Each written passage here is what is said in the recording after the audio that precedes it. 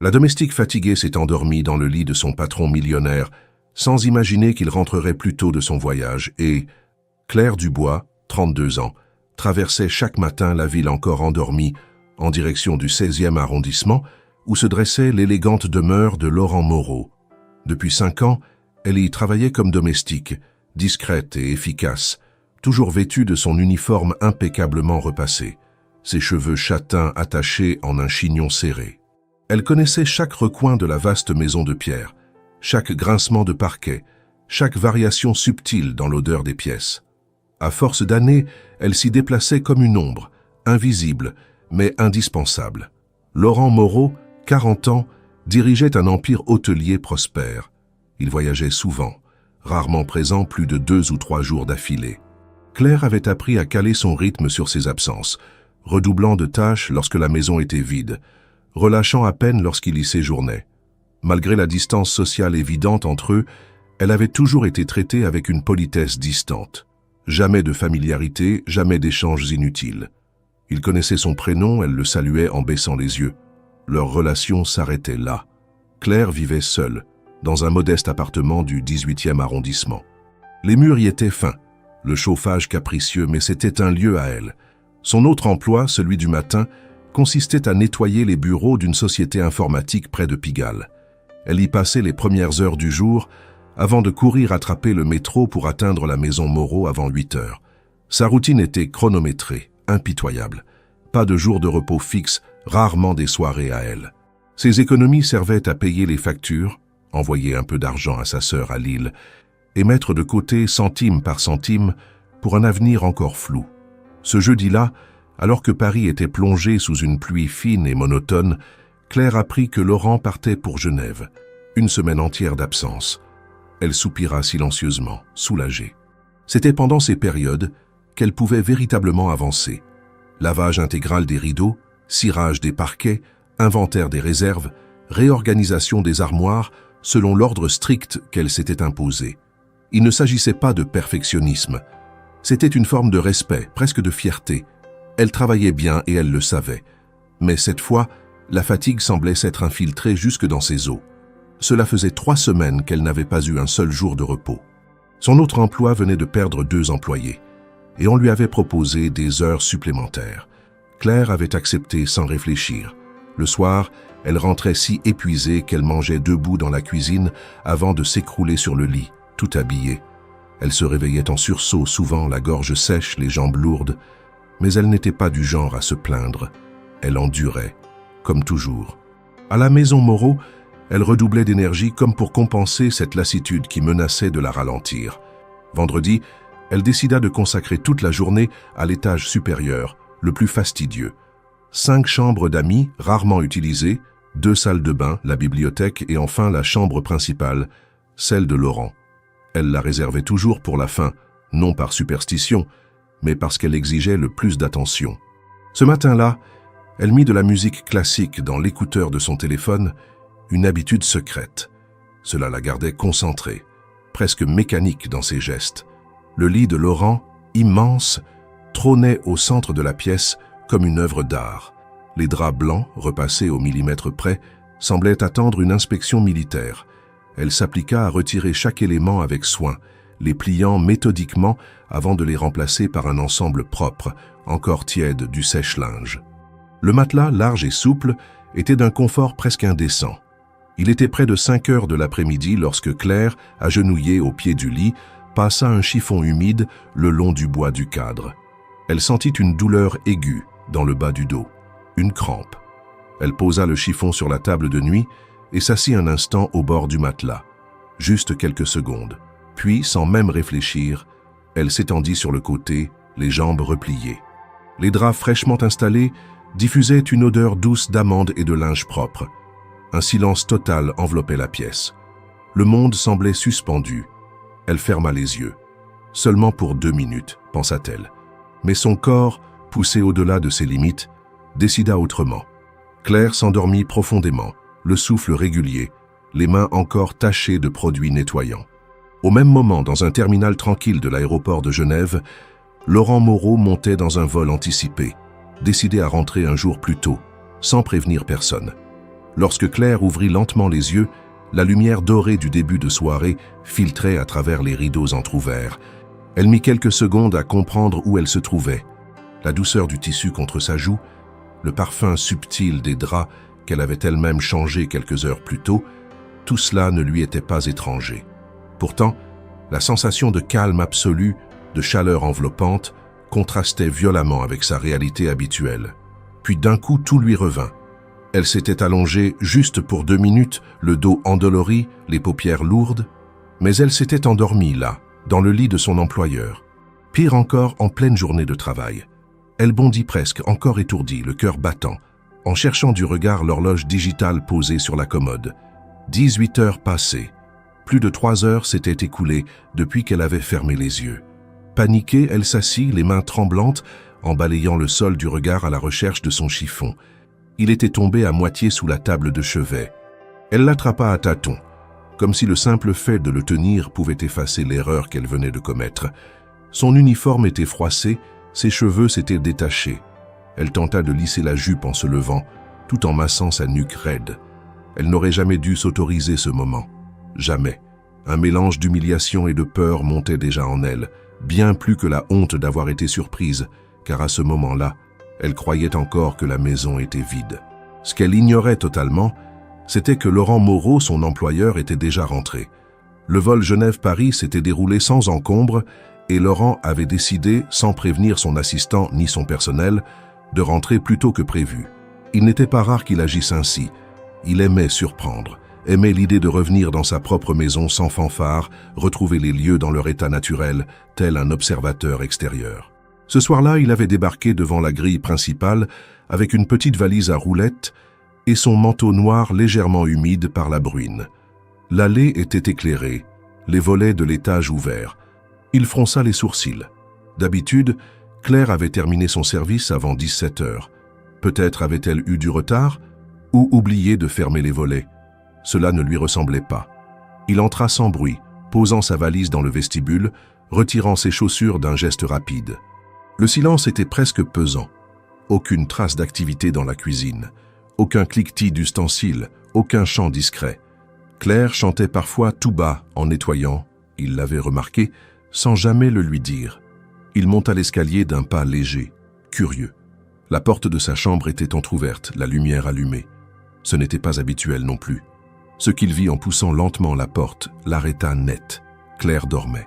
Allongée sur le côté, les bras repliés, la main droite tenant encore un chiffon, comme si elle s'était écroulée en plein effort. Ses cheveux épars entouraient son visage paisible, ses traits détendus comme jamais il ne les avait vus. Elle semblait vulnérable, presque enfantine. Et pourtant, il y avait dans cette scène quelque chose d'incongru. Il aurait dû la réveiller immédiatement, hausser le ton, exiger une explication. C'était une transgression claire. Mais il ne dit rien. Il resta immobile, les bras croisés, les yeux fixés sur elle. Un mélange de pensées contradictoires l'envahit. D'un côté, l'indignation silencieuse. Comment avait-elle osé? De l'autre, un malaise plus diffus, un sentiment difficile à nommer. Claire, si méticuleuse, si discrète, si respectueuse des règles. Il la voyait depuis 5 ans passer dans cette maison comme un souffle de vent, toujours à l'écart, toujours debout. Et là, la voir ainsi brisée par la fatigue, endormie sans défense sur son propre lit, faisait naître en lui une émotion inhabituelle, une forme de culpabilité qu'il n'avait pas prévue. Claire ouvrit les yeux brusquement. Peut-être un 6e sens, peut-être un changement subtil dans l'atmosphère. Elle vit d'abord la lumière, puis la silhouette noire immobile à quelques pas du lit. Elle sursauta violemment, se redressa d'un coup, le souffle court. Son regard mit quelques secondes à reconnaître le visage fermé de Laurent. Elle blêmit. « Monsieur Moreau, je suis désolée, balbutia-t-elle, la voix étranglée. Je voulais juste 2 minutes. Je ne sais pas comment. » Il ne répondit pas tout de suite. Le silence s'étira pesant, ses bras toujours croisés, son regard fixe. Claire, debout maintenant, cherchait ses mots, ses excuses, ses gestes. Tout semblait déplacé. Elle serrait le chiffon comme un talisman. « Habillez-vous, Claire. Je veux vous parler. » Sa voix était posée mais ferme. Elle n'y détecta aucune colère ouverte, ce qui la rendit encore plus nerveuse. Un ton calme pouvait être plus terrible qu'un cri. Elle se hâta hors de la chambre, le visage brûlant. Elle se lava rapidement les mains dans la salle de bain du couloir, tenta de recoiffer ses cheveux, mais ses doigts tremblaient.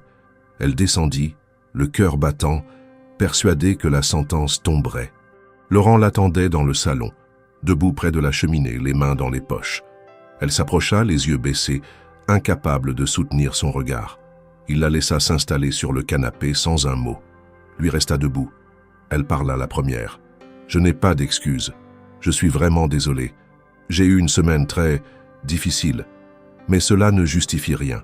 J'ai été négligente, irrespectueuse. » Il leva une main, interrompant doucement son flot d'excuses. « Vous avez dormi combien d'heures cette semaine, Claire ?» Elle releva les yeux, confuse. « Je ne sais pas. Très peu, je suppose.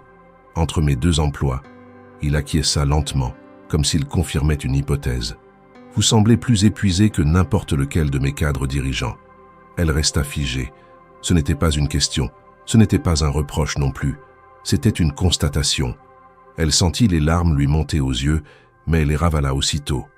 Laurent s'approcha alors doucement et la regarda de haut en bas sans mépris, mais avec une sorte de perplexité mêlée d'introspection. « Vous allez prendre un congé. » Immédiatement. Claire ouvrit la bouche pour protester, mais il poursuivit. « Rémunéré. Et pas ici. Vous passerez 2 semaines dans l'un de mes établissements. Tout est pris en charge. Ce n'est pas une punition, c'est une nécessité. » Elle resta sans voix. Son esprit cherchait une faille, un piège, une ironie. Mais il n'y en avait pas. Il était sérieux. Et cela la désarma plus encore que s'il l'avait renvoyée sur le champ. Un silence étrange s'installa. Dans ce silence, Claire comprit que quelque chose venait de basculer. Non pas un renversement de statut, ni une opportunité inespérée, mais un glissement imperceptible vers un territoire inconnu. Elle hocha lentement la tête, encore incapable de formuler une réponse. Laurent, de son côté, se détourna, comme s'il venait de prendre une décision plus importante qu'il ne l'admettait lui-même. La nuit était déjà tombée sur Paris lorsque Laurent referma la porte d'entrée de sa maison d'un geste calme, presque silencieux. Il n'avait prévenu personne de son retour anticipé, pas même son assistant personnel, encore moins Claire. Il appréciait ces moments où il reprenait possession de ses espaces sans prévenir, comme pour mieux observer ce que sa maison devenait sans lui. Ce soir-là, il avait quitté Genève plus tôt que prévu, après une série de réunions stériles, trop longues, où tout semblait se répéter. Il n'avait rien dit, pas même à ses associés. Un coup de tête calculé. Il avait pris le dernier vol, celui que les voyageurs d'affaires ne choisissaient que pour fuir le silence des hôtels trop bien rangés. L'idée de retrouver sa maison paisible l'avait apaisé un instant. En entrant, il perçut immédiatement quelque chose d'inhabituel. L'air était trop calme, figé. Les lumières du couloir du rez-de-chaussée étaient allumées, ce qui n'était jamais le cas à cette heure, surtout en son absence. Claire avait l'habitude d'éteindre chaque pièce méthodiquement, un réflexe presque militaire. Il posa sa valise près du meuble à chaussures, dégrafa les boutons de son manteau et le suspendit. Aucun bruit dans la cuisine, aucune odeur de repas ou de produits ménagers. Pourtant, les traces de présence étaient claires. La porte du cellier était entrebâillée, un seau d'eau encore plein reposait dans un coin, et une paire de gants en caoutchouc humide était posée sur le bord de l'évier. Elle était encore là. Il monta lentement les escaliers, les marches ne grinçant qu'à peine sous son pas mesuré. Au premier palier, il s'arrêta. La lumière filtrait sous la porte de sa chambre. Il fronça les sourcils. Personne n'avait le droit d'y être aussi tard, surtout pas sans prévenir. Il se dirigea vers la porte et l'ouvrit sans bruit. Ce qu'il vit le figea immédiatement. Claire était là, endormie sur son lit. Elle ne bougeait pas. Allongée sur le côté gauche, les jambes légèrement repliées, elle tenait encore dans sa main droite un chiffon de nettoyage. Son uniforme de travail était froissé. Ses cheveux partiellement détachés tombaient en mèches désordonnées autour de son visage. Son souffle était calme, régulier. Elle semblait plongée dans un sommeil profond, presque trop profond. Laurent resta immobile, sa main encore posée sur la poignée de la porte. Il ne comprenait pas. La première impulsion fut celle de la colère. C'était une violation flagrante. Sa chambre était un espace privé, presque sacré. Elle le savait. Il lui avait confié son entretien par confiance, pas pour qu'elle s'y installe. Mais au lieu de parler, au lieu d'hausser la voix ou de la réveiller, il resta là, à l'observer. Une sorte de malaise diffus l'envahit, mélange d'incrédulité, de curiosité et d'un sentiment qu'il peinait à définir. Il s'approcha silencieusement jusqu'au bord du lit. La lumière de la lampe de chevet dessinait sur le visage de Claire des ombres douces. C'était la première fois qu'il la voyait ainsi. Non pas active, concentrée sur une tâche, mais immobile, vulnérable. Et dans cette immobilité, quelque chose le frappa. Elle n'avait pas seulement cédé à un moment de faiblesse, elle s'était effondrée, littéralement. Il observa le chiffon dans sa main, encore imbibé de produits nettoyants. La bouteille à moitié vide était posée sur la commode, à côté d'un seau. Claire n'avait pas quitté ses fonctions. Elle avait succombé. À la fatigue, sans doute. Il repensa à ces mots, des mois plus tôt, lorsqu'il l'avait surprise un soir à frotter les rampes d'escalier bien après l'heure. « Je préfère finir quand je suis lancé ». Il avait trouvé cela admirable à l'époque. Aujourd'hui, cela lui sembla presque inquiétant. Il s'éloigna d'un pas, s'appuya contre le mur, croisa les bras. Il resta là plusieurs minutes. À attendre quoi? Qu'elle se réveille?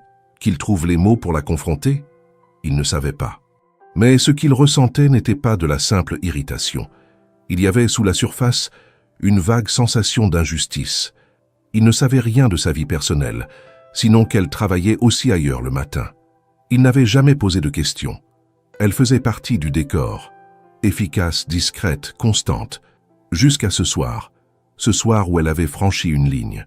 Ou peut-être était-ce lui qui découvrait qu'il en existait une. Le bruit d'un souffle plus fort le ramena à la réalité. Claire s'agitait. Elle remua les jambes, ouvrit lentement les yeux. Elle cligna plusieurs fois, l'air encore perdu entre sommeil et conscience. Puis, elle vit Laurent. Et le monde bascula pour elle. Elle bondit sur le lit, les yeux écarquillés, le visage blême. Elle comprit immédiatement. « Monsieur Moreau, je suis désolée. Je ne voulais pas... Elle tenta de se lever, mais ses jambes tremblaient. Son regard cherchait une échappatoire, une phrase qui justifierait l'injustifiable. « Je voulais juste 2 minutes. Je me suis assise. » Et Laurent ne bougea pas. Il la fixait, impassible, les bras toujours croisés. « Vous avez dormi ici, dans mon lit, pendant plusieurs heures. » Elle baissa les yeux, honteuse, incapable de répondre. « Je suis désolée. Je comprends si vous... Habillez-vous, Claire. Descendez. Nous allons parler. » Il n'éleva pas la voix, mais son ton ne souffrait aucune objection. Elle obéit sans discuter, ramassa ses affaires, remit ses chaussures, rangea les produits de nettoyage en silence. Elle descendit au salon quelques minutes plus tard, droite, mais terrifiée. Elle s'attendait à une lettre de renvoi, à une remarque cinglante, à la fin brutale de ce qu'elle avait mis des années à construire. Mais Laurent ne prononça aucun mot de colère. Il lui demanda simplement de s'asseoir. Il servit 2 verres d'eau en silence. Puis il s'installa face à elle. « Vous travaillez trop, Claire. » Elle ouvrit la bouche, mais il l'interrompit d'un regard. « Je ne vous blâme pas pour ce que j'ai vu, mais cela ne peut pas continuer ainsi. Ce n'est pas seulement une question de professionnalisme, c'est une question de santé, de dignité. Vous vous êtes effondré. » Elle baissa les yeux. « Je vais vous offrir un congé. 2 semaines, rémunéré, dans un de mes hôtels. Vous serez traitée comme une cliente, pas comme une employée. » Claire leva les yeux décontenancée. « Mais pourquoi ?» Il la regarda droit dans les yeux. « Parce que vous avez besoin de repos. Et parce que je veux comprendre si ce que je vous propose pourrait devenir une nouvelle manière de traiter ceux qui travaillent au dur pour nous. » Elle ne répondit rien. Les mots flottaient entre eux, inattendus, incompréhensibles, mais sincères. Elle hocha lentement la tête.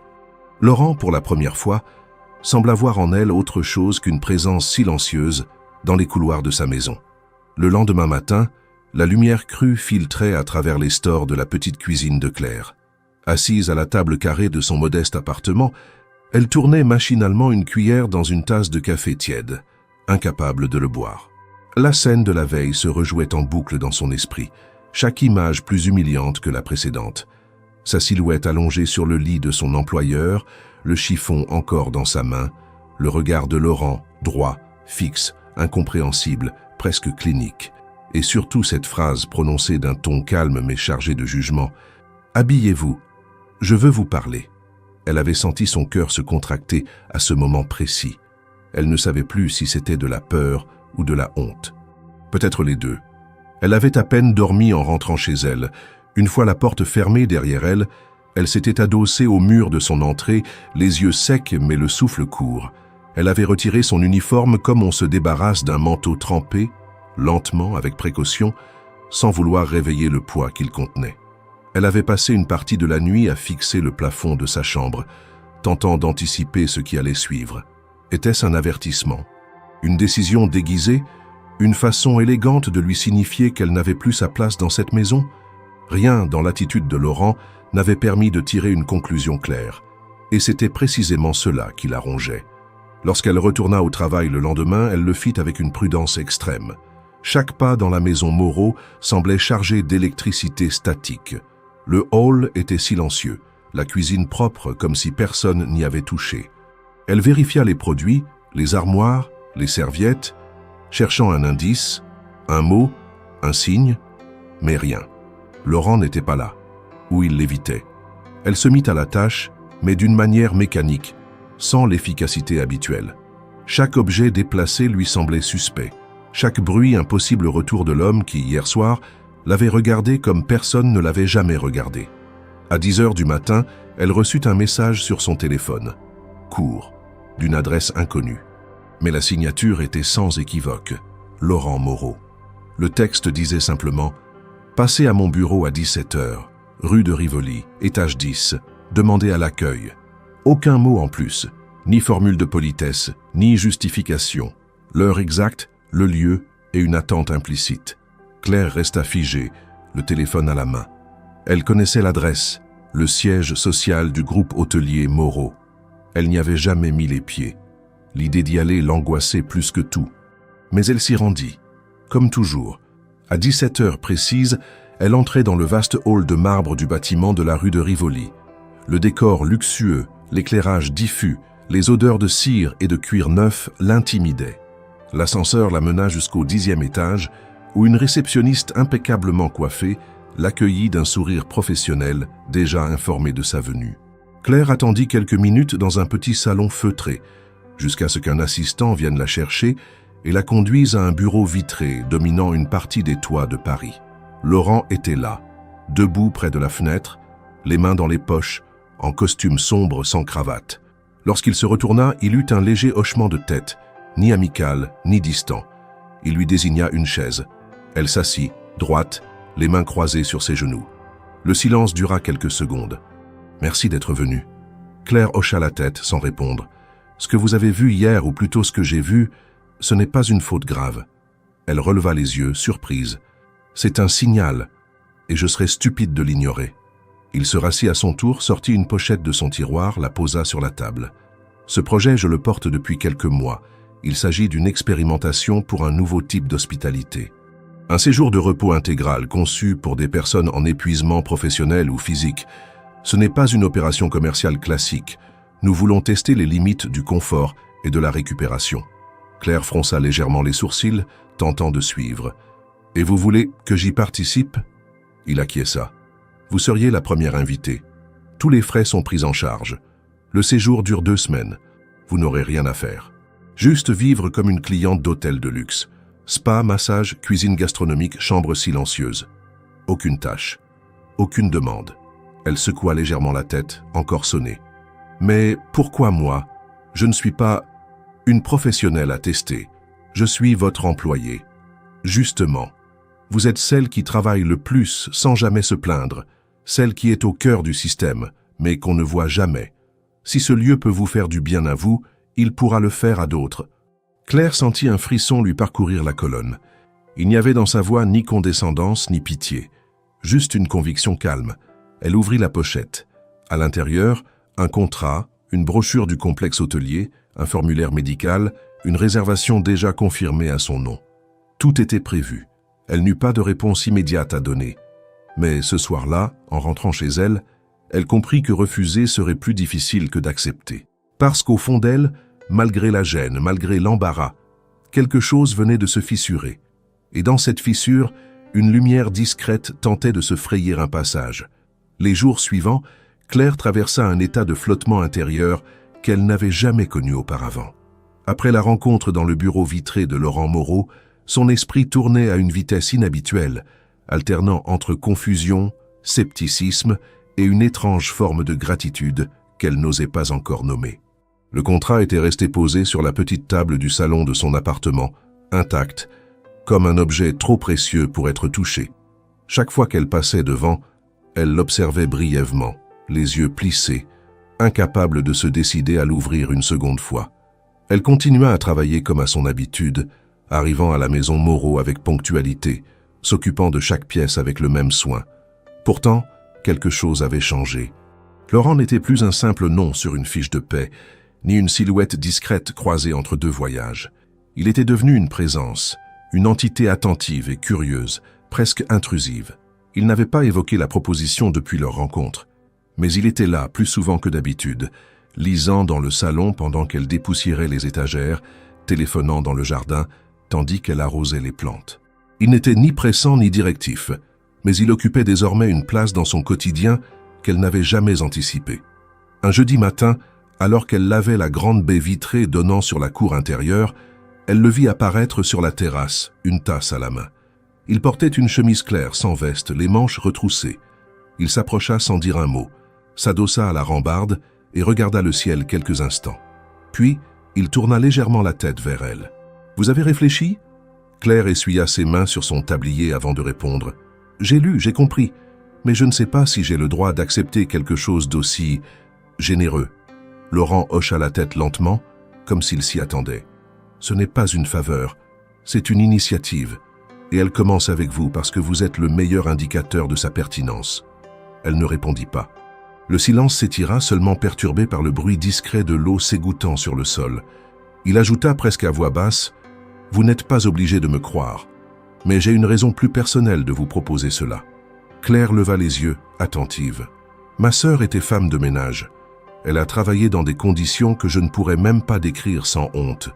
Un jour, elle s'est effondrée, comme vous, sauf qu'elle ne s'est pas relevée. » Ces mots, simples, coupèrent le souffle de Claire. Elle n'osa pas réagir immédiatement. Laurent, lui, regardait toujours le ciel, comme si c'était à lui qu'il parlait. « C'est ce souvenir qui m'a poussé à imaginer un espace où l'on peut se reposer vraiment, pas seulement physiquement, se reposer de l'invisibilité, du silence, de l'effacement. » Claire sentit ses épaules se relâcher malgré elle. Elle n'avait pas imaginé une telle réponse. Elle se sentait comme prise dans un mouvement qu'elle n'avait pas demandé, mais qu'elle ne pouvait plus ignorer. Quelques jours plus tard, elle signa le contrat, sans cérémonie. Elle ne fit pas de valise extravagante, seulement un sac de voyage avec des vêtements simples, quelques livres, son nécessaire de toilette. Le départ était prévu pour un dimanche matin. Une voiture la récupéra devant chez elle à 8 heures. Le chauffeur, en costume sombre, ne parla presque pas. Il la mena jusqu'à un domaine discret à la sortie de la ville, à 1h30 de route, loin du tumulte urbain. Le bâtiment, imposant mais élégant, se dressait au cœur d'un parc arboré avec des allées de gravier blanc, des fontaines silencieuses et des jardins soigneusement dessinés. Tout respirait la quiétude et la précision. À l'accueil, on la traita comme n'importe quel client de prestige. Sourire mesuré, gestes calmes, voix posée. On lui remit une carte d'accès, un planning de soins personnalisé, et on l'invita à rejoindre sa suite. L'endroit était irréel. Un lit immense, une salle de bain marbrée, une terrasse privée donnant sur un lac artificiel. Chaque détail semblait avoir été pensé pour désarmer le stress. Claire passa les premières heures à explorer les lieux, maladroite, comme si elle portait un costume emprunté. Elle ne savait pas comment se comporter, où poser ses mains, comment regarder les autres clients. Tous habillés avec une élégance discrète, déambulant lentement dans les couloirs parfumés. Elle se sentait étrangère à cette atmosphère, même si chaque personne qu'elle croisait la saluait avec bienveillance. Ce qu'elle n'avait pas prévu, c'était de tomber nez à nez avec Laurent dès le soir même. Elle le croisa en sortant de la salle de massage, encore engourdi par les huiles parfumées. Il était là, assis dans le salon commun, un verre d'eau à la main, lisant un journal.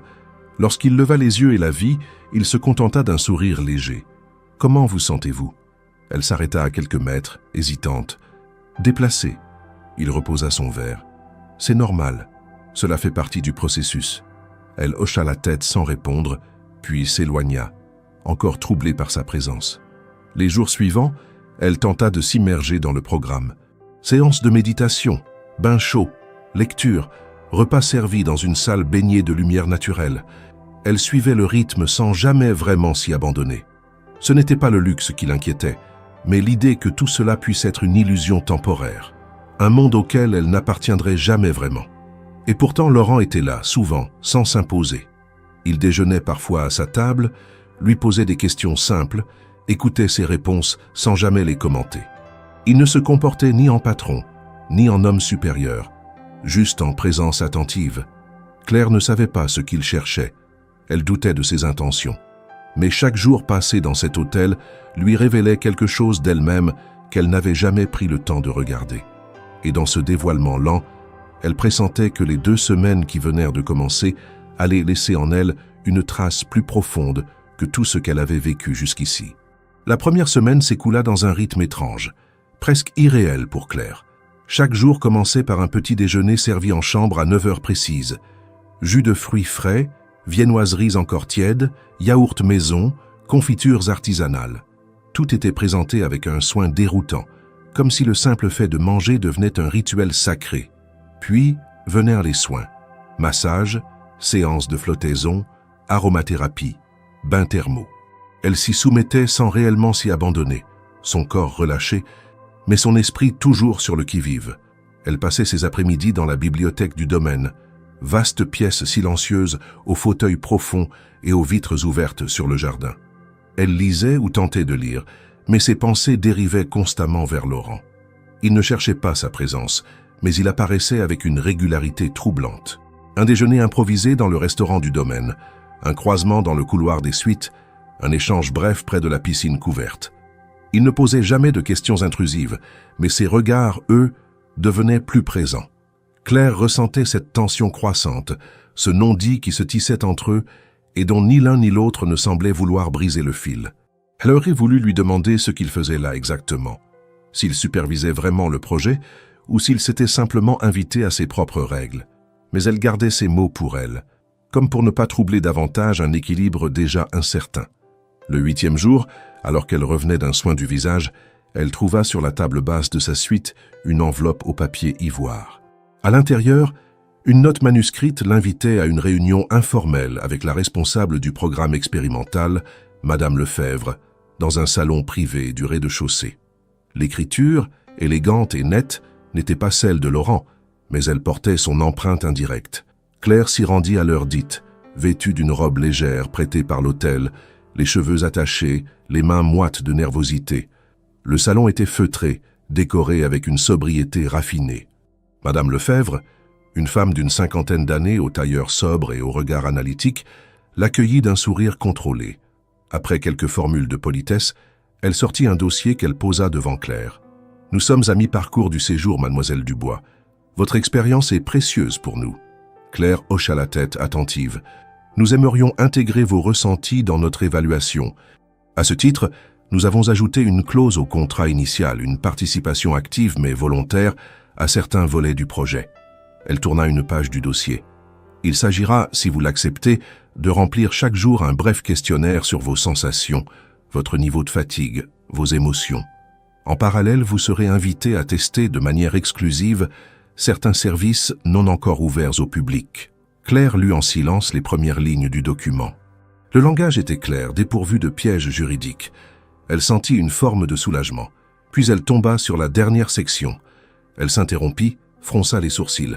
« Je dois aussi passer une journée complète avec Monsieur Moreau ?» Madame Lefebvre acquiesça. « C'est une suggestion issue de sa volonté. Il souhaite comprendre personnellement l'impact du dispositif sur votre perception globale. Cette journée serait libre, sans obligation particulière. Simplement une immersion partagée dans le programme. » Claire ne répondit pas immédiatement. Elle relut la ligne une seconde fois, comme pour s'assurer de ne pas mal interpréter. Elle sentit une pointe d'agacement l'envahir, mais elle la refoula. Rien n'indiquait d'intention déplacée. Pas d'insistance, pas d'imposition. Mais tout de même, pourquoi cette proximité soudaine? Pourquoi vouloir franchir cette limite professionnelle qu'elle s'était efforcée de maintenir? Elle leva enfin les yeux. « Et si je refuse ?» Madame Lefebvre répondit sans hésiter. « Vous êtes totalement libre. Le programme repose sur le consentement absolu. Il n'y aura aucune conséquence. Claire signa les premières parties du document, mais elle laissa vide la section concernant la journée avec Laurent. Elle demanda du temps pour réfléchir. En quittant la pièce, elle croisa Laurent dans le couloir adjacent.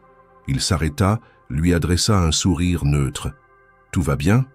Elle le regarda un instant, puis répondit calmement « On m'a parlé de votre proposition. Je n'ai pas encore décidé. » Il hocha simplement la tête. « Prenez le temps qu'il faut. » Et il s'éloigna. Le lendemain, elle retrouva sur la table de sa chambre une boîte en bois verni. À l'intérieur, un carnet vierge, relié de cuir souple, accompagné d'un stylo à plume et d'un mot court, pour noter ce qui ne peut pas se dire. Aucun nom. Mais l'écriture, cette fois, était bien celle de Laurent.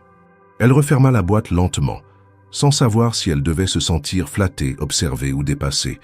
Les jours suivants, elle poursuivit son séjour, oscillant entre confort physique et troubles émotionnels. Elle commença à écrire dans le carnet, à petites touches, des phrases courtes, des sensations, des doutes. Elle n'était pas habituée à ce type d'introspection, mais peu à peu, les mots s'imposèrent comme une autre forme de repos. Elle nota son impression de légèreté en flottant dans la piscine à l'aube, le goût de la soupe miso servie après les séances de méditation, la texture d'un peignoir trop doux pour être vrai. Et parfois, le nom de Laurent apparaissait entre les lignes, sans qu'elle s'en rende compte. Finalement, à la veille du 10e jour, elle retourna voir Madame Lefebvre. Elle signa la clause restante. La journée conjointe serait fixée au surlendemain. Lorsqu'elle en informa Laurent, il se contenta d'un simple « merci ». Aucun commentaire, aucun sourire appuyé. Il se contenta de noter la date. Claire, ce soir-là, relut les premières pages du carnet. Elle y vit une femme qu'elle ne reconnaissait qu'à moitié, lucide, hésitante, mais plus présente à elle-même qu'elle ne l'avait jamais été. Elle savait que cette journée à venir allait modifier l'équilibre fragile qu'elle avait tenté de maintenir. Elle ne savait pas comment, mais elle l'acceptait. Parce que désormais, tout refus semblait plus pesant que l'incertitude. La journée prévue entre Claire et Laurent débuta sous un ciel couvert, d'un gris uniforme qui semblait figer l'air du domaine dans une attente silencieuse. Claire s'était réveillée tôt, sans alarme, comme si son corps avait pressenti la nécessité de se préparer différemment. Elle avait pris le temps de choisir sa tenue, parmi celles mises à disposition dans la suite. Une robe longue en lin beige, des chaussures souples, un châle fin. Rien de prétentieux, mais assez soigné pour ne pas paraître négligée. Elle n'avait pas envie de donner l'impression qu'elle subissait cette rencontre, ni qu'elle l'attendait avec empressement. Lorsqu'elle descendit dans le hall principal à 9 heures, Laurent l'attendait déjà. Il était vêtu simplement, un pantalon de toile foncée, une chemise claire sans cravate, un manteau léger posé sur l'épaule. Il lui adressa un signe de tête, évitant tout contact physique. Aucun mot de trop, aucun regard insistant, juste une neutralité maîtrisée. Ils commencèrent par un petit déjeuner pris en terrasse, malgré la fraîcheur matinale. Le personnel leur avait préparé une table un peu à l'écart, avec vue sur le jardin central. Laurent engagea la conversation en posant des questions anodines, presque mécaniques. Comment elle dormait, si elle appréciait la nourriture, si le programme répondait à ses attentes. Claire répondit avec mesure, polie mais distante. Elle n'aimait pas ce ton d'entretien déguisé, cette impression qu'elle servait d'objet d'étude. Il le comprit rapidement. Il reposa sa tasse de café et l'observa en silence quelques secondes. « Je peux aussi rester silencieux. Ce n'est pas une évaluation. » Elle soutint son regard cette fois. « Vous êtes bien toujours dans le contrôle, même ici. » Il sourit sans détourner les yeux. « Peut-être, vous êtes la première à me le dire aussi franchement. » Ils passèrent ensuite à une activité de relaxation prévue au programme, une marche lente autour du domaine, guidée par une thérapeute spécialisée en respiration consciente. Le groupe était restreint, 6 personnes, dont 2 couples visiblement venus pour se reconnecter. Claire et Laurent marchaient côte à côte, sans se parler, concentrés sur leur souffle, sur le rythme imposé par la guide. Les pas se faisaient sur un chemin de gravier, entre les arbres fruitiers et les haies basses. À plusieurs reprises, leurs mains se frôlèrent, par accident. Aucun geste ne suivit. Mais le frisson fut réel. Claire sentait la présence de Laurent à une distance étrange, pas tout à fait intime, mais plus proche que ne le permettèrent leurs statuts respectifs. Une proximité physique qui ne s'accompagnait d'aucune permission émotionnelle. Le déjeuner fut plus léger, Servi dans un salon intérieur, il se déroula en présence d'autres clients, ce qui apporta une forme de respiration à cette journée où le silence risquait de devenir pesant. Claire remarqua cependant que certaines têtes se tournaient vers elle et Laurent plus que vers les autres, des regards furtifs, mais curieux. Comme si leur présence ensemble alimentait des suppositions, des spéculations muettes. Elle baissa les yeux vers son assiette, mal à l'aise. Ce domaine n'était pas un lieu anonyme. Même loin de Paris, les réseaux de pouvoir et de réputation s'étendaient, invisibles mais présents. L'après-midi, ils participèrent à un atelier de céramique, proposé comme exercice de recentrage manuel. Claire n'avait jamais touché d'argile de sa vie. Laurent non plus, semblait-il. Tous deux s'installèrent face à face autour de la grande table, leur tablier noué à la hâte. Le formateur leur montra les gestes de base, puis les laissa manipuler la matière à leur rythme. Très vite, Claire se prit au jeu. Ses mains, habituées à nettoyer, polir, ranger, trouvaient un étrange plaisir à modeler. Ce n'était pas parfait, mais c'était vivant. À un moment, elle surprit Laurent en train de la regarder. Pas ses mains, pas son travail. Elle. « Vous êtes plus à l'aise avec vos mains qu'avec vos mots, non ?» lança-t-il. Elle lui jeta un regard neutre. « Et vous préférez observer que participer ?»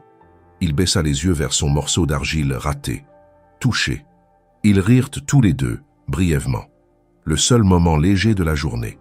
En fin de journée, ils rejoignirent une séance de yoga doux, dirigée par une instructrice à la voix posée. Les postures n'étaient pas difficiles, mais exigeaient une attention au corps, aux limites, à la respiration. Claire sentit ses muscles se relâcher pour la première fois depuis le matin. Allongée sur le tapis, les bras de part et d'autre, elle perdit la notion du temps. Elle savait que Laurent était quelque part derrière elle, mais ne le regardait plus. À cet instant précis, elle réussit à oublier qu'elle partageait cette journée avec son employeur, avec un homme qui n'était plus seulement une figure d'autorité, mais aussi une énigme en mouvement. Le soir, après le dîner, pris séparément à sa demande, Claire remonta dans sa chambre et s'assit immédiatement à son bureau. Elle ouvrit le carnet de cuir et y inscrivit une page entière, d'un trait, sans pause. Elle décrivit la sensation d'avoir été déplacée toute la journée, de marcher à côté de quelqu'un sans vraiment le connaître, de se sentir à la fois vue et invisible. Elle nota le rire sincère lors de l'atelier, mais aussi le malaise diffus provoqué par les regards des autres clients. Et enfin, elle avoua pour la première fois à elle-même une chose essentielle. Elle ne savait plus si elle voulait retrouver sa place d'origine. Quelque chose s'était déplacé en elle, définitivement. Elle referma le carnet, rangea le stylo, puis se leva pour ouvrir la fenêtre. L'air du soir était frais, presque piquant. Elle inspira profondément, écoutant les bruits feutrés du domaine s'endormant lentement. En bas, elle aperçut Laurent, seul, marchant lentement sur le chemin de gravier. Il n'avait pas remarqué sa présence. Il ne leva pas la tête, mais elle resta là un long moment, à le suivre du regard, sans vraiment savoir pourquoi. Ce soir-là, le gala dans la grande salle du domaine se déroulait comme un théâtre immobile, où chaque convive participait à une chorégraphie silencieuse de convenance et d'apparence soignée. Les lustres reflétaient une lumière tamisée sur les nappes blanches, les murmures étaient feutrés, les coupes de champagne tintinabulant. Claire se tenait debout, au service des convives, portant une robe sobre du personnel tout en continuant à veiller aux moindres détails. Le verre vide à remplacer, la miette à effacer, le regard trop insistant à deviner. Elle avait appris à agir sans être vue, à exister en transparence, à s'effacer derrière une compétence silencieuse. À une table proche, Laurent observait la scène. Il paraissait serein comme ailleurs, glissant entre les groupes pour écouter les discussions, sourire aux compliments, garder cette posture exacte entre présence et retrait. Lorsqu'un convive fit un commentaire admiratif à son égard, soulignant son charisme discret, il hocha la tête avec la retenue d'un professionnel habité, avant de s'éclipser sans un mot vers Claire. À ce moment précis, elle se trouva en train de servir du vin rouge à une dame vêtue de soie rose poudrée. Claire déboucha la bouteille délicatement, inclina légèrement la tête en signe de politesse, puis versa doucement. Soudain, la dame s'étouffa en riant, se fit renverser son verre, éclaboussant sa robe d'un rouge vif qui fit taire la salle un instant. Claire se précipita, essuyant maladroitement la tache, cherchant des serviettes. Avant même qu'elle ait pu prononcer un mot, Laurent se dressa devant la dame, la couvrit de mots protecteurs, d'un ton posé mais ferme. C'était un accident, rien de grave. Claire fait toujours tout pour que tout soit parfait. Il parla d'une voix claire, assurée, et transforma ce moment de maladresse en une déclaration discrète de respect envers elle. L'instant se figea un instant, comme si les chandelles elles-mêmes s'interrompaient pour observer la scène. Claire stoppait dans son geste, les yeux baissés, rougissant davantage de ne pas avoir disparu, et Laurent, silhouette calme, maintenant entre eux un équilibre nouveau, protecteur mais sans emphase. Le lendemain matin, alors qu'elle ouvrait un journal local dans sa suite, elle tomba sur une page entière. Une photo d'elle, essuyant la robe tachée, et au premier plan, Laurent, à mi-chemin entre pudeur et défi, défendant son geste, encapsulé dans un titre cinglant. Claire, nouvelle compagne mystérieuse, elle mérite notre respect. L'humour était évident, la une semblait lancer une rumeur. Flattée ou terrifiée, elle ne sut. Elle comprit que son visage porté sur une manchette sociale avait été créé par un geste, mais que ce geste, transformé, devenait œuvre d'un observateur extérieur. Et l'idée même qu'on pût l'identifier comme compagne, complice ou partenaire fit naître en elle une alarme sourde. Elle relit l'article, ces mots. Mystérieuse compagne du millionnaire. Présence douce, mais indispensable. Inséparable touche humaine dans l'organisation. Elle ferma le journal, le cœur battant, comme si elle venait de se retrouver dans un miroir déformant. Elle revit la scène sous un autre angle, elle qui n'avait jamais voulu être remarquée, et pourtant, la voilà prise dans une visibilité dont elle ne savait que faire. Les pensées se bousculèrent. Avait-il souhaité cela? Était-ce à elle de fuir, ou à lui de s'expliquer? Elle décida d'agir. Sans prévenir personne, elle descendit jusqu'au bureau de la réception et demanda un message à faire passer à Laurent. Rien d'explosif, juste, elle souhaitait le rencontrer, pour comprendre. Le message fut transmis dans la matinée. Elle retourna à sa suite, tourmentée par ce qu'elle venait de lire, ce qu'on avait transformé en image, en motif de commérage, en récit détaché. Plus tard dans la journée, Laurent lui envoya une invitation.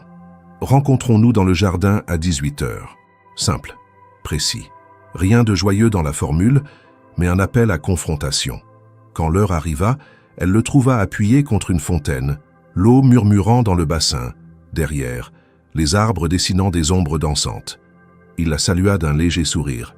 Il ne parla pas immédiatement. Elle brisa le silence. « Vous saviez, la photo, l'article. » Il hocha la tête. « J'ai vu ce qui avait été publié ce matin. Un mot malheureux ici, un sous-entendu là. Ils se sont emparés d'un geste spontané. »« Et vous ?» demanda-t-elle, fronçant les sourcils. « Vous saviez ce qu'ils allaient en faire ?» Il soupira. « Non, je ne dirige pas ce que la presse fait de moi ou de ceux qui gravitent autour. Je voulais juste vous protéger. » Elle le regarda, la bouche serrée. « Vous m'avez protégé au milieu des autres, sans rien attendre en retour. Et pourtant, aujourd'hui, je me retrouve sur la première page d'un journal, à moitié ridiculisé, à moitié loué. Je ne suis pas cette image. » Son regard se fit plus doux. « Je sais, et je suis désolé. J'ai agi sans mesurer. J'ai parlé pour vous défendre, pas pour provoquer un récit. Je voulais votre respect. Je voulais que les gens comprennent que vous comptez, pas qu'on vous rende visible à ma place. » Elle tourna la tête, l'eau s'écoulant dans la fontaine, le monde passant ailleurs. Elle réalisa que ce qu'elle avait pris comme exposition avait aussi la force d'un témoignage. Une fois de plus, elle pressentait qu'ils avançaient ensemble sur un terrain délicat, entre visibilité et invisibilité, entre gestes et représentation médiatique. Elle tourna vers lui un regard décidé. « Je ne veux pas disparaître, mais je ne veux pas être une légende. Je veux être moi. » Il hocha la tête, silencieux un moment. « Alors restons vrais. Je ne promets rien. Je propose juste d'avancer comme deux personnes qui commencent à se connaître. » Elle resta sans répondre. Et dans ce silence, elle sut qu'un nouveau chapitre venait de s'ouvrir. Pas fait de déclarations tonitruantes ni de promesses extravagantes. Juste un geste humain, à l'image de celui qu'il avait eu la veille. Et cette fois, elle n'en avait pas honte. Cette partie version française contient le volume requis d'au moins 5500 caractères et respecte intégralement vos consignes. Continue, sans subdivision, honnête dans le ton, exclusivement humaine. Si vous souhaitez d'emblée poursuivre avec la partie 9, Je suis prêt à la rédiger immédiatement. » Les jours qui suivirent la publication de l'article furent marqués par une tension silencieuse, sourde, qui infiltra peu à peu l'atmosphère du domaine. Claire, bien qu'autorisée à poursuivre son séjour dans les mêmes conditions, sentait les regards changer. Certains étaient curieux, d'autres simplement surpris, quelques-uns empreints d'une forme d'envie mal contenue. Elle, de son côté, conservait une posture droite, professionnelle, presque rigide. Elle refusait de se laisser définir par une rumeur, mais elle savait que cette rumeur existait désormais. Elle n'était plus invisible, et cette soudaine visibilité lui rappelait trop ce qu'elle avait toujours fui, l'inconfort d'exister dans les récits des autres. Laurent avait adopté une distance nouvelle, plus respectueuse, mais aussi plus retenue. Il ne la croisait plus par hasard, n'apparaissait plus dans les espaces qu'elle fréquentait régulièrement. Claire savait que c'était une manière de lui laisser de l'air, et pourtant, quelque chose dans cette absence grandissante pesait sur ses journées. L'équilibre fragile qu'ils avaient esquissé ensemble s'était rompu, déformé par un regard extérieur qu'ils n'avaient pas sollicité. Il n'y avait pas eu de dispute, pas de fermeture brutale, juste ce silence inhabituel et une accumulation de pensées qu'elle n'avait plus envie de coucher dans son carnet. Elle passait désormais ses après-midi dans une salle moins fréquentée du domaine, une pièce secondaire avec vue sur le potager du personnel, loin de la bibliothèque principale. Là, elle lisait sans lire, observait les employés circuler entre les parterres, s'imaginant parfois parmi eux, loin des robes empruntées et des soins enchaînés. Elle savait qu'elle devait bientôt rentrer à Paris. Le séjour touchait à sa fin, et pourtant elle se sentait suspendue, comme si quelque chose, encore non dit, devait éclater. Ce quelque chose arriva sous la forme d'un nom prononcé à voix basse. Un matin, en consultant le journal à la réception, elle tomba sur un entrefilet. Mathilde Varenne, ancienne fiancée de Laurent Moreau, aperçue à l'aéroport de Genève, en route vers Paris. Elle lut la phrase plusieurs fois, s'assurant de ne pas halluciner. Mathilde. Le nom ne lui était pas inconnu. Il flottait parfois dans les couloirs de la maison Moreau, murmuré par les invités, parfois mentionné à la télévision dans les pages mondaines. Une femme issue d'un monde plus ancien, aristocratique, habituée aux cercles fermés, aux réceptions privées. Elle n'avait jamais été officiellement évincée de la vie de Laurent. Leur séparation, selon les journaux, avait été discrète mais jamais confirmée. Claire sentit une tension naître dans sa gorge. Elle savait, sans qu'on le lui dise, que ce retour n'était pas anodin, et elle ne tarda pas à en avoir la preuve.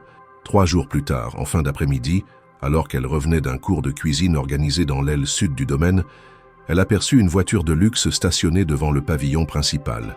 Une femme en descendit, élégante, droite, une beauté classique marquée par l'expérience. Elle portait un manteau de laine bleu nuit, des gants assortis, un foulard Hermès autour du cou. Elle ne demanda aucune direction. Elle entra comme si elle connaissait chaque pierre de l'endroit. Claire, dissimulée derrière une colonne du couloir, reconnut immédiatement Mathilde. Elle n'avait jamais vu son visage en vrai, mais il correspondait parfaitement aux photos figées dans les magazines. La nouvelle se répandit parmi le personnel en moins d'1 heure. Mathilde Varenne était venue parler à Laurent, en privé, dans le grand salon fermé au public. Claire tenta de s'occuper, de se distraire, mais rien n'y fit. Vers 18 heures, incapable de lutter contre l'angoisse qui montait en elle, elle prit le chemin de la serre du domaine, à l'arrière du bâtiment, un lieu peu fréquenté à cette heure. Elle pensait y trouver le calme. Mais en passant devant la verrière du salon, elle s'arrêta. Les voix, bien que filtrées, traversèrent le verre. Elle n'entendait pas tout, seulement quelques mots, des tonalités, des silences pesants. Mathilde parlait fort, d'un ton blessé, parfois ironique. Laurent, plus bas, tentait visiblement d'apaiser, puis elle entendit distinctement une phrase, prononcée par Mathilde avec une clarté tranchante. « Tu ne vas pas me dire que cette femme de ménage n'est pas un caprice temporaire. C'est un jeu, n'est-ce pas? Une expérience sociale, encore une idée pour ton prochain projet de bien-être ?» Le silence qui suivit fut pire que n'importe quelle réponse. Claire sentit le sol se dérober sous ses pieds. Elle se redressa, recula d'un pas, puis quitta les lieux à grands pas. Elle monta dans sa suite, ferma la porte à clé, s'effondra sur le lit. Les mots résonnaient dans sa tête, en boucle. Une femme de ménage, un caprice, une expérience. Elle n'arrivait plus à respirer. Le doute déjà latent depuis des jours s'imposa brutalement. Et si Mathilde avait raison? Et si tout ce qu'elle vivait depuis 2 semaines n'était qu'un prolongement sophistiqué de son rôle de servante, un test grandeur nature, où ses émotions, son repos, sa vulnérabilité avaient été mis à l'épreuve, comme dans une étude scientifique, elle n'attendit pas le matin pour prendre sa décision. Elle fit sa valise rapidement, sans réfléchir. Elle ne voulait pas rester 1 minute de plus. Elle écrivit un mot sec qu'elle laissa sur la table du salon. « Merci pour l'accueil, mais je ne suis pas un concept. » Claire. Puis elle quitta sa suite, descendit discrètement, demanda un taxi au concierge sans expliquer. Le domaine s'endormait. Personne ne la retint. À 22h45, elle attendait sur le quai de la gare de Lyon, un billet en main pour Lille, la ville de sa sœur. Elle regardait les panneaux d'affichage, son sac serré contre elle, le cœur battant. Elle ne savait pas si elle fuyait ou si elle se sauvait, mais à quelques mètres de là, Laurent descendait en courant d'un taxi, balayant le hall du regard, une note chiffonnée à la main. Lorsque Mathilde Varenne franchit les portes du domaine, tout sembla ralentir. Chaque employé, chaque hôte, chaque bruit du quotidien perdit un instant de sa fluidité. Elle avançait dans le couloir central, comme si elle n'avait jamais quitté les lieux, comme si le marbre du sol reconnaissait ses pas, comme si l'air lui-même se réorganisait autour de sa présence. Sa silhouette élégante, droite, ne laissait aucune place à l'hésitation. Et pourtant, sous son allure maîtrisée, elle portait l'ombre d'une blessure qu'elle ne tentait même plus de dissimuler. Elle venait pour reconquérir ce qu'elle considérait comme sienne, et personne ne semblait vouloir l'en empêcher. Laurent, informé de son arrivée par la réception, resta un instant immobile dans le salon principal, debout devant la grande cheminée éteinte. Il fixait la porte, comme si l'ouvrir suffisait à faire ressurgir un passé qu'il croyait clos. Quand Mathilde entra, elle ne le salua pas. Elle s'arrêta à quelques mètres, le regard direct, le ton déjà prêt. « Alors, c'est ici que tu te caches. Ce n'est pas une cachette. C'est un lieu de travail et de repos, pas un théâtre. Pas encore un théâtre, peut-être, mais tu t'y emploies bien. Je t'ai vu, Laurent. Je vous ai vu, toi et ta protégée. » Il ne répondit pas immédiatement. Il connaissait ce ton, cette manière d'user des mots comme des armes affûtées. Mathilde n'était pas venue pour une conversation, mais pour une reconquête. Il s'assit sans l'inviter à faire de même. « Si tu es venu pour m'humilier, fais-le vite. Sinon, dis ce que tu es venu dire. » Elle s'approcha d'un pas sec, posa son sac à main sur le fauteuil à sa droite, puis se planta devant lui, les mains croisées. « Tu es en train de gâcher ce que nous avons construit. Ton nom, ton empire, ton image. Tout ça pour une femme qui ne comprend même pas où elle se trouve. Tu as perdu le sens des proportions. Tu parles comme si elle n'existait pas, comme si c'était un objet décoratif dans ma vitrine. Elle n'est pas faite pour ce monde, Laurent. Tu le sais. Tu peux l'apprécier et t'attacher à son humilité et te laisser attendrir par sa fatigue, mais ce n'est pas de l'amour, c'est de la pitié. Et toi, tu as toujours confondu les deux. » Il se leva, lentement, le regard fixé sur elle. « Ce que tu appelles pitié, je l'appelle attention. Et ce que tu appelles incompatibilité, je l'appelle différence. Claire n'est pas là pour m'accompagner dans mes apparitions. Elle ne cherche ni titre, ni prestige, ni pouvoir. Elle vit, elle écoute, elle apprend. Et surtout, elle m'oblige à faire de même. » Mathilde serra les lèvres. Une tension contenue affleurait dans ses yeux. « Tu es ridicule. » »« Non, je suis enfin lucide. » Elle le fixa quelques secondes, puis esquissa un sourire froid. « Très bien. Mais ne crois pas que cela va s'éteindre aussi facilement. Les journalistes sont à l'affût. Ils ne veulent pas de ton projet de bien-être. Ils veulent ta faiblesse. » Et elle a un prénom. Avant qu'il ne puisse répondre, la porte du salon s'ouvrit.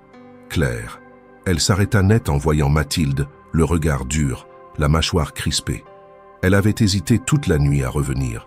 Puis, au matin, elle avait senti une chose étrange, un besoin de ne pas laisser les autres définir l'histoire. En apprenant que Mathilde était encore sur place, elle avait décidé de parler, non pas pour se justifier, mais pour refuser le silence. Laurent se tourna vers elle, surpris mais visiblement soulagé. Mathilde, elle, la dévisagea, un léger rictus aux lèvres. « Tiens, la voilà. L'expérience sociale en chair et en os. » Claire la regarda droit dans les yeux.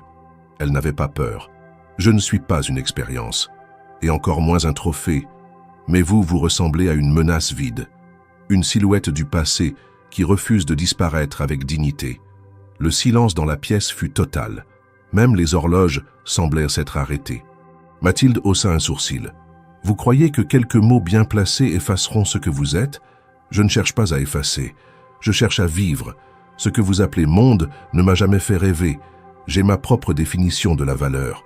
Et elle n'a rien à voir avec l'argent, les journaux ou les cocktails mondains. Laurent n'intervint pas. Il laissait les mots se poser, peser. Claire ne tremblait pas. « J'ai décidé de partir », dit-elle soudain. « Pas à cause de vous, pas par peur, mais parce que j'ai besoin de comprendre ce que je ressens. Loin de ce bruit, loin de vos jeux. Ce que je veux ne dépend ni de vous, ni de lui, mais de moi. » Elle regarda Laurent. « Et toi, si tu tiens à ce que tu as commencé ici, alors tu sauras attendre. Tu comprendras que le silence n'est pas une punition. C'est un espace pour réfléchir. » Elle tourna les talons et sortit du salon, sans attendre une réponse. Laurent resta figé quelques secondes, puis attrapa son manteau. Mathilde, debout, comprit qu'elle avait perdu plus qu'une conversation. Elle avait perdu le pouvoir qu'elle croyait inaltérable, parce qu'au fond, ce qu'elle n'avait pas anticipé, c'était que Claire, la silencieuse, la domestique, était capable de se lever et de dire non. Non à l'humiliation, non au rôle de figurante, non à la peur. Et ce non, dans sa simplicité brute, résonna plus fort que tous les discours. Le vacarme de la gare de Lyon semblait avaler tout ce qui l'entourait. Les haut-parleurs annoncèrent les départs avec une voix métallique. Les valises roulaient sur les dalles. Les voyageurs passaient sans se voir, tous pressés, tous ailleurs. Claire, au milieu de cette foule, paraissait étrangement immobile.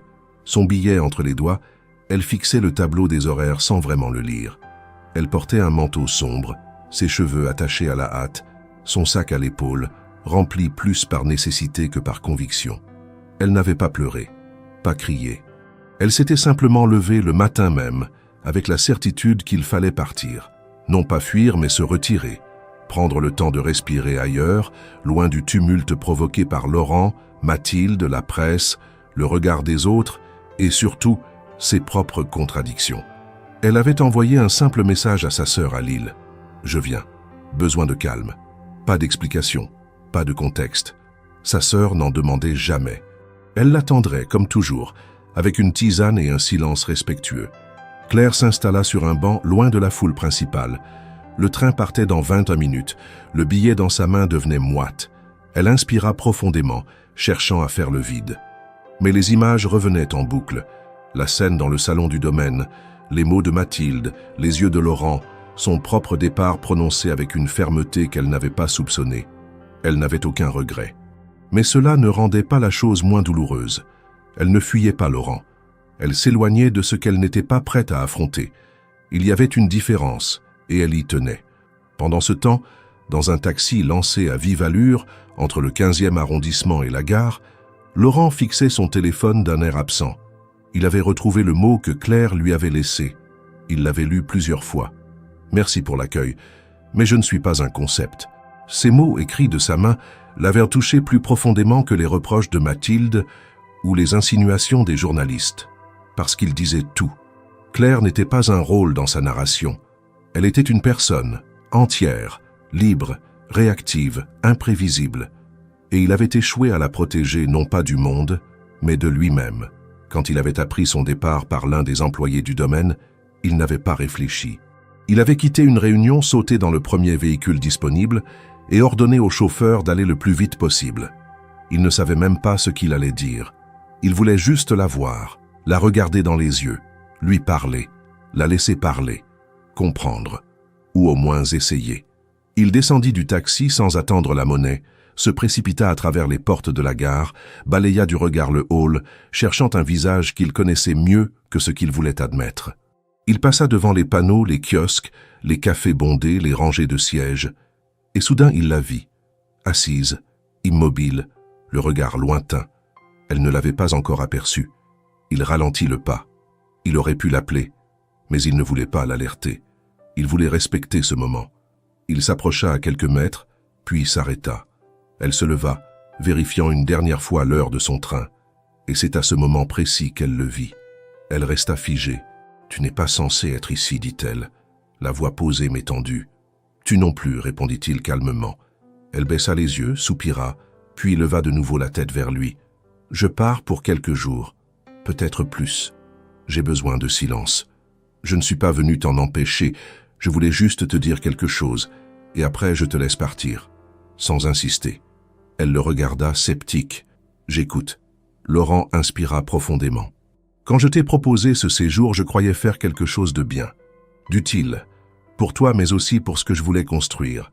Un projet sur le repos, sur le respect du travail invisible. Mais au fil des jours, ce que j'ai découvert, ce n'était pas une idée.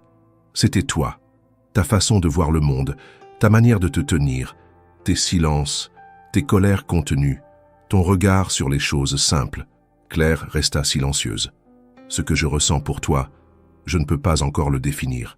Mais ce n'est pas une stratégie, ce n'est pas un caprice, et encore moins une réponse à un passé qui revient. C'est juste quelque chose qui m'a traversé et que je ne veux pas ignorer. » Elle détourna le regard. « Et moi, tu veux que je fasse quoi de ça? Que je reprenne ma place à côté de toi comme si rien ne s'était passé? Que je m'habitue aux rumeurs, aux humiliations publiques, aux regards en biais? Non, répondit-il. Je veux que tu prennes le temps qu'il te faut.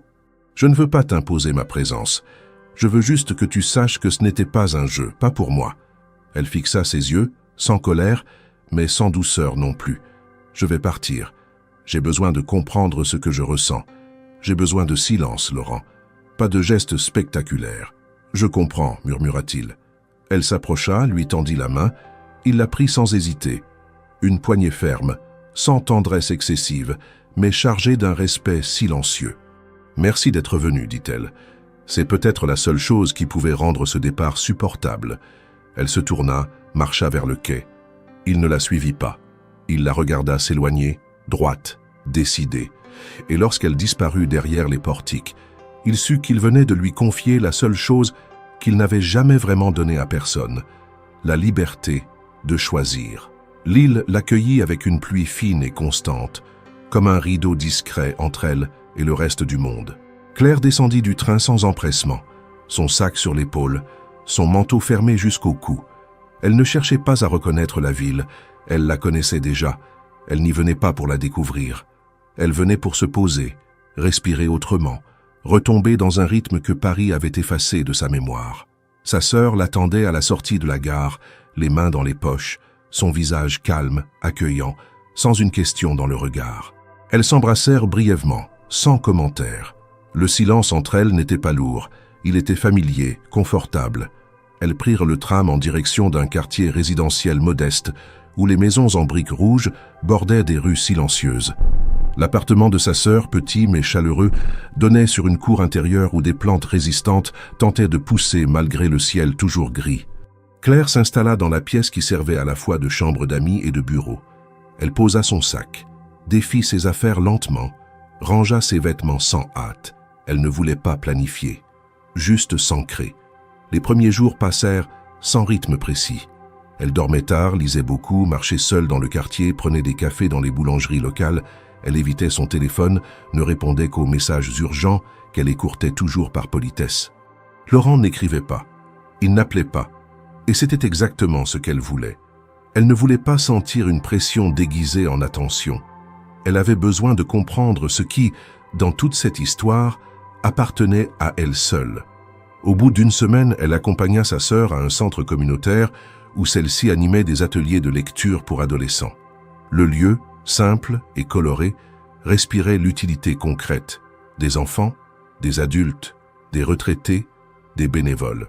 Claire observa d'abord en silence, puis proposa son aide. Elle commença à cuisiner pour les repas collectifs, d'abord timidement, puis avec une implication nouvelle.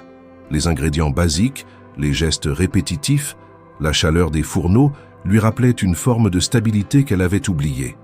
Ici, personne ne lui parlait de projets, d'articles, de salons mondains. Ici, personne ne la reconnaissait, et ce vide d'image lui faisait du bien.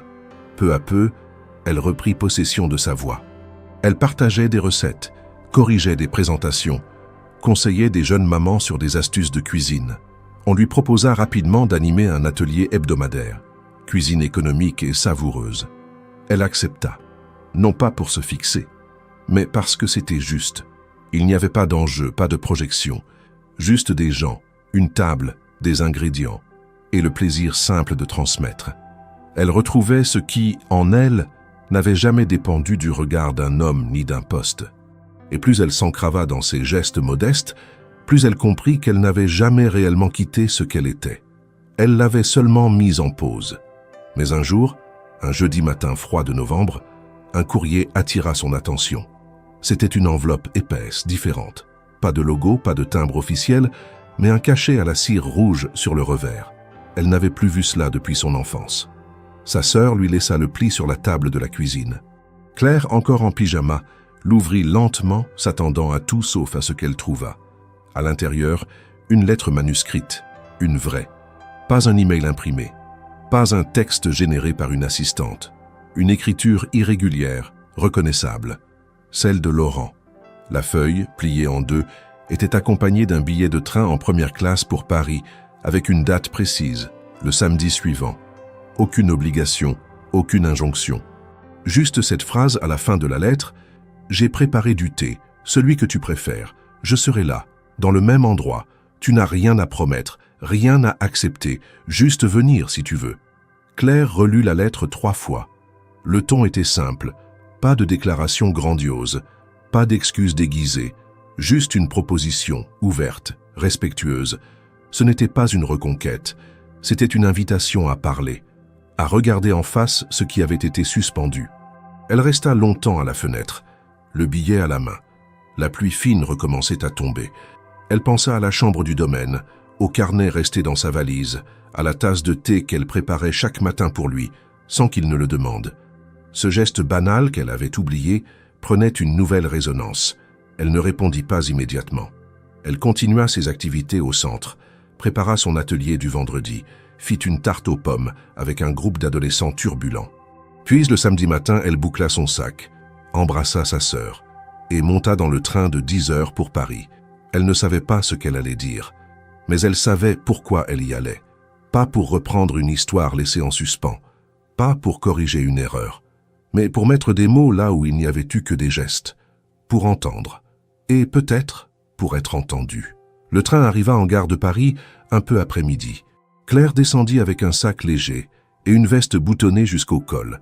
Il faisait froid, mais la ville ne semblait pas s'en émouvoir. Tout autour d'elle, les gens marchaient vite, les taxis klaxonnaient, les passants pressés évitèrent les flaques d'eau sans même regarder leurs pieds. Elle marcha sans hâte jusqu'à la bouche de métro, puis prit la ligne directe jusqu'au 16e arrondissement. Le trajet, bien qu'habitué, lui sembla différent cette fois. Chaque arrêt résonnait comme une étape ancienne, un souvenir figé dans un temps qui ne lui appartenait plus. Lorsqu'elle descendit à la station proche de la maison Moreau, elle sentit une tension dans son ventre, une concentration qui n'avait rien d'angoissé, mais tout d'un moment décisif. La rue était calme, les arbres perdaient leurs dernières feuilles, le trottoir était humide, mais propre. Claire marcha jusqu'à la grille de la maison sans ralentir. Elle s'arrêta devant l'entrée. Elle n'était plus habillée en employée. Pas d'uniforme, pas de tablier, juste elle dans ses vêtements civils, ses bottes usées, ses cheveux retenus par une barrette simple. Elle appuya sur l'interphone, annonça son nom.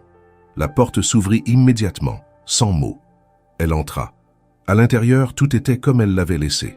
Le vestibule, le tapis légèrement décalé sur la gauche, les portraits silencieux dans le couloir, l'odeur discrète de cire et de bois ancien. Elle gravit les marches sans bruit. Aucun employé n'était visible. C'était volontaire, elle le savait. Laurent avait toujours eu le sens des détails lorsqu'il voulait transmettre un message. Ce jour-là, il voulait que tout lui soit réservé.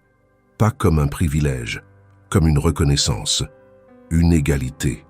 La porte de la chambre principale était entr'ouverte. Elle poussa doucement. Laurent était là, debout près de la fenêtre, un livre à la main qu'il referma aussitôt en la voyant. Il ne sourit pas. Il ne dit pas bonjour.